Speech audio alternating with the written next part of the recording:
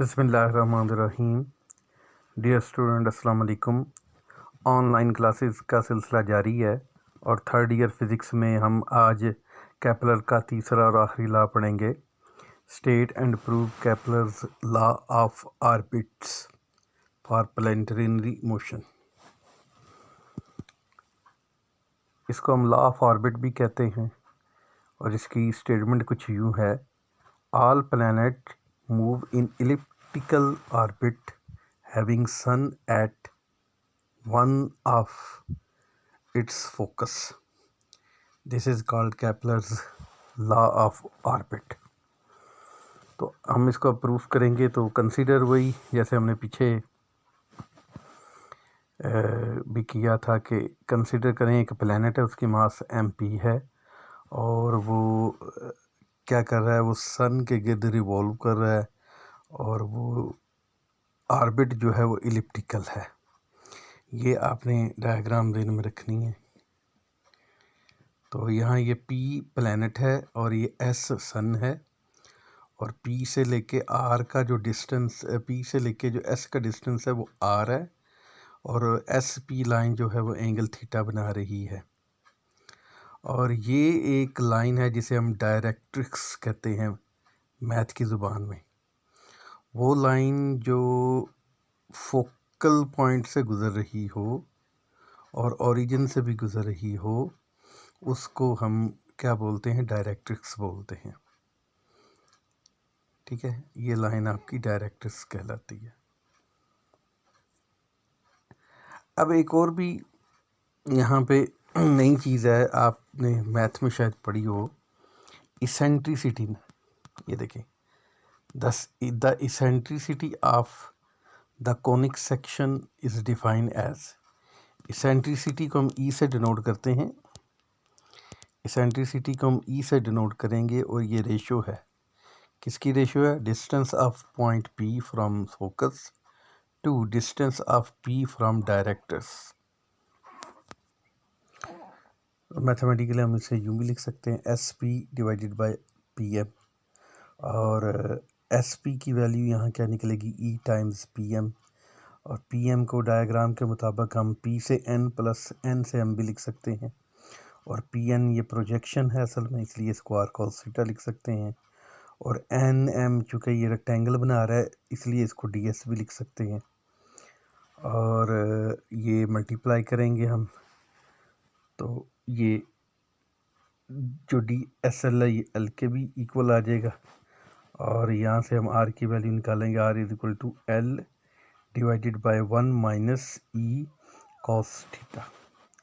This is called equation of orbit of planet, where E is called eccentricity and measures the curvature of orbit. L is called latus rectum. ये भी conic section में आप पढ़ेंगे, जब आप mathematics पढ़े होंगे ना कॉनिक सेक्शन, वहाँ आप लेटस रेक्टम। और theta is a polar coordinate system में एंगल है और आर उसका डिस्टेंस है। अब ये केपलर लॉ है, इसके दो पॉइंट है। पहला पॉइंट इसका है, ये इलिप्टिकल ऑर्बिट को डिफ़ाइन करता है, यानी ये बताता है कि ऑर्बिट सर्कुलर नहीं होते बल्कि ये इलिप्टिकल पाथ में मूव करते हैं। अच्छा जी, इस फार्मूले में सबसे अहम दो बातें हैं, इसके दो पैरामीटर हैं। एक को हम बोलते हैं सेमी मेजर एक्सिस और दूसरे को हम बोलते हैं इसेंट्रिसिटी। ये इसेंट्रिसिटी रेशो होती है, पीछे आप देख रहे हैं, और ये इसकी वैल्यू जो होती है, it range from 0 to in unity. अगर इसकी वैल्यू आपकी क्या हो जाए, 0 हो जाए, तो इट मीन आपका सर्कल है। लेकिन यहाँ पे आप देख रहे हैं इसेंट्रिसिटी ई की वैल्यू 0 नहीं है, तो फिर एक ही पॉसिबिलिटी वापस बचती है कि इसेंट्रिसिटी की वैल्यू क्या है? 1 है। लिहाजा पता ये चला कि ये जो रेडियस है, ये जो इसेंट्रिसिटी है, ये रिप्रेजेंट कर रही है किसको? इलिप्स को। तो पता चला कि जो प्लैनेट है ना, ये सर्कुलर पाथ में नहीं बल्कि इलिप्टिकल पाथ में मूव करते हैं। दूसरी बात आती है सन एट फोकस। तो ये आप एक रिलेशन पीछे प्रूफ करके आए हैं। अब मैं आपको अगली डायग्राम दिखाता हूँ, उसमें देखते हैं क्या सीन है। इसको ज़रा ध्यान में रखिएगा। जी डियर स्टूडेंट, आप ये देख रहे हैं कि ये सन है और ये फोकस में है। तो ये और इसके गिर्द जो है ना, ये ऑर्बिटल जो इलिप्टिकल ऑर्बिट है, इसमें ये प्लैनेट भी मूव कर रहा है। जब ये प्लैनेट सबसे दूर होगा, ये देखिए अगर इस पॉइंट पे होगा, तो इसको हम एफिलियन बोलते हैं। यानी अगर ऑर्बिट की मोशन में अगर सन से प्लैनेट सबसे ज़्यादा दूर होगा तो हम कहेंगे ये एफिलियन पोजीशन है। और अगर ये इसके इंतहाई करीब होगा, जैसे कि ये आप इस साइड पे देख रहे हैं, देखिए इस साइड में क्या है, ये प्लैनेट सन के इंतहाई करीब है, तो इस पोजीशन को हम क्या बोलते हैं, इसको हम प्रीहीलियन बोलते हैं। और इसके लिए हमने आर की वैल्यू ये पुट करनी होती है। देखिए R P is equal to small R two, और अगर ये वाला हो तो फिर हमने ये आर की वैल्यू आर ए पुट करनी होती है, which is equal to R one. बस यही हमने वैल्यू पीछे पुट करनी है। ये देखिए, सो फर्ज कर लिया ये फारदेस्ट डिस्टेंस के ऊपर है, यानी फिर ये एफिलियन है।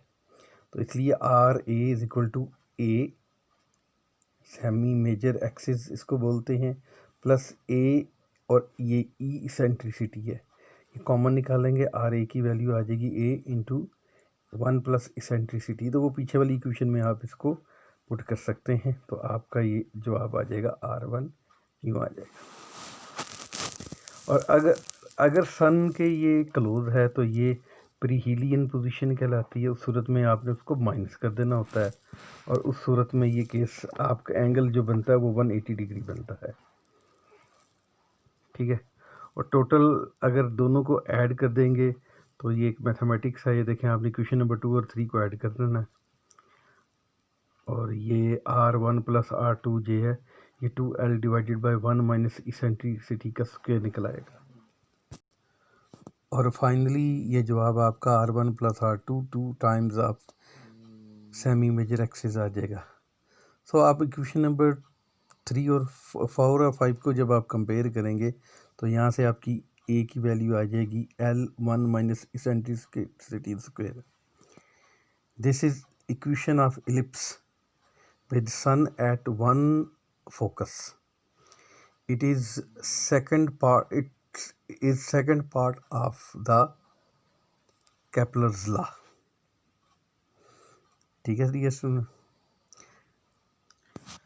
अच्छा जी, ये एस्केप वेलोसिटी है, ये आपने आर्टिकल बेटा फर्स्ट ईयर में भी पढ़ा हुआ है, चैप्टर नंबर 4 में। तो एस्केप वेलोसिटी क्या होती है, वो कम से कम वेलोसिटी।